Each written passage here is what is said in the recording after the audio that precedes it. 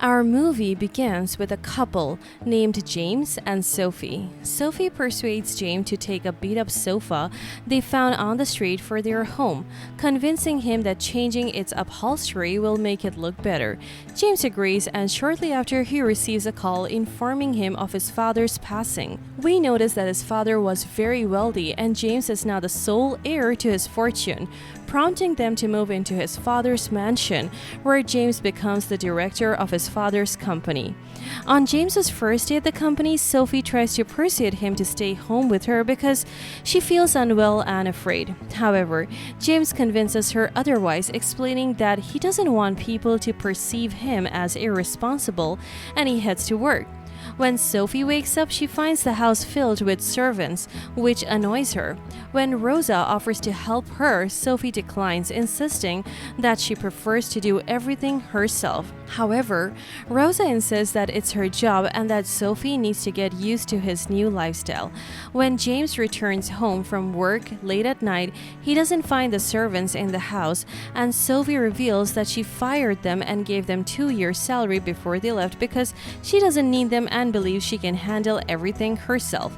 James gets upset because he believes they need help, but Sophie remains firm in her decision, convinced that they will be more comfortable this way. When James is at work, Sophie calls him, pretending she can't manage things at home.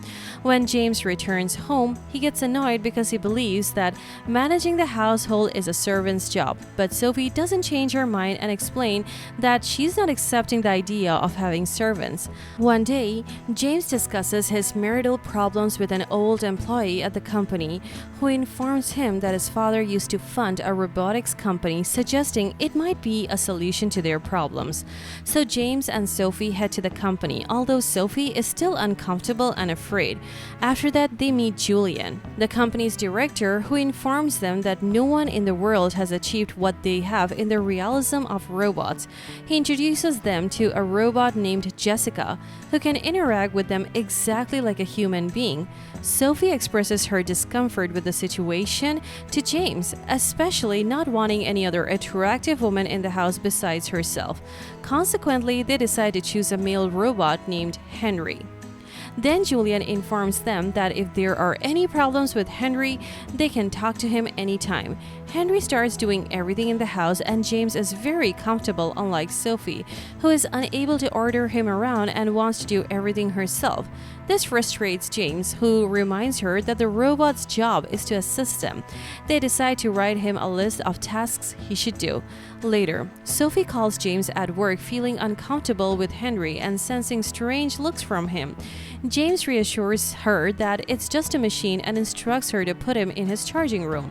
At night, James plays squash with Henry, who surprises him with questions about religious matters. James is amazed by Henry's human-like responses and intellect. The next day, Sophie allows Henry to fix the couch she found in the street, realizing her fondness for it and that it brings back good times to her memory. At night, James tells Sophie that he has invited some important people over, but she tells him she's not ready to meet them. He assures her that Henry can handle everything while she relaxes. We see Sophie giving Henry a book about humans and their emotions, asking him to read it and discuss it with her. Henry and Sophie start to grow closer. During the dinner party, Henry serves the food and Sophie thanks him. He responds with a quote from the book she gave him, letting her know he read the whole thing. James gets upset because Sophie gave Henry a book to read, feeling embarrassed in front of the guests, and tells Henry to go clean up. One day, while James and Sophie are sleeping, Sophie wakes up to the sound of banging. When she goes out to see what's happening, she finds the kitchen door open and the wind causing it to bang. She finds Henry sleeping in the garden outside the house. When Sophie wakes him up, he tells her he was dreaming that he was human before losing consciousness. Worried, they take him to Julian, who reveals a minor glitch in Henry's programming caused by an attempt to stimulate emotions, warning them of the dangers of making him too human.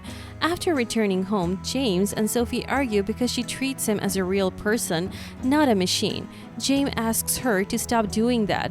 Then, James asks Henry to shave his beard, telling him that he is no different than his trimmer or shaving tools, not a person. James starts to get jealous from Henry. When James returns home, he reads a message from Sophie expressing her determination to overcome the difficulties they face.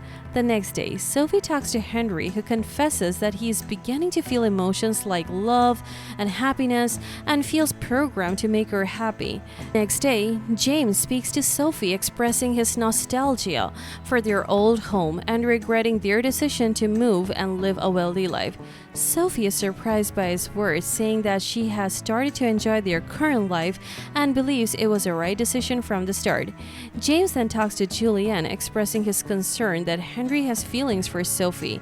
Julian explains that it's impossible and reveals that the problem lies with Sophie and advises James to talk to her. When James gets home, he talks to Henry and tells him to stop flirting with Sophie, to stay away from her, and to stop reading and discussing books with her. Henry responds by telling James that the real problem is between him and Sophie because she feels that his love for her is not the same as before, so it's James who needs to change, not Henry. James gets angry and orders Henry to go to the charging room. Henry then tells Sophie about the instructions James gave him because he needs her approval as well. Sophie gets upset and confronts James about what he did. She packs her clothes and tells him she's going to stay in the city for a couple of days. When she returns, James talks to her and says he wants to spend time with her and go back to their old house for a while. She says she'll think about it. When James gets home, Sophie tells him that Henry said he loves her. James gets into an argument with her, accusing her of making Henry feel that way through her behavior. He then goes to Henry and hits him. The next day, Julian comes to retrieve Henry. Sophie meets Julian at the door and asks him to shut down Henry and wait for her to return, telling him she's going to James's office. At this point, Henry looks at himself in the mirror and sees the mark from James's punch. When Julian asks him to go to the charging room, Henry refuses and tells him he knows all his lies. Meanwhile, Sophie is with James and they discuss their problems since they started their new life. They apologize to each other and agree to start over. When they return home, Henry tells them that Julian is a liar. At the same time, the police discovers that all of Julian's robots are actually humans who have been brainwashed. The police come to James's house to search for Julian, who appears and starts shooting at officers. Julian reveals to James and Sophie that when he found Henry, he was just a 3-year-old child and was covered in bruises from domestic abuse. That's why he decided to save and raise him into a man as he grew up until they took him, but then rejected him just like his old family did. Before Julian can kill them, Henry attacks and kills Julian, then kills himself because he can't live holding this burden anymore. 5 years later, James and Sophie have a child and name him Henry, telling him he was named after a very special person to them. And that's it. That's the end of our movie. Don't forget to like, share, and subscribe to our channel. Let us know in the comments below what movie you want us to recap next. Peace out.